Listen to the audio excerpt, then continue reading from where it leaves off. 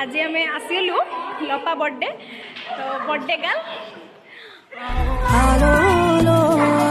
समस्त birthday wish करदे।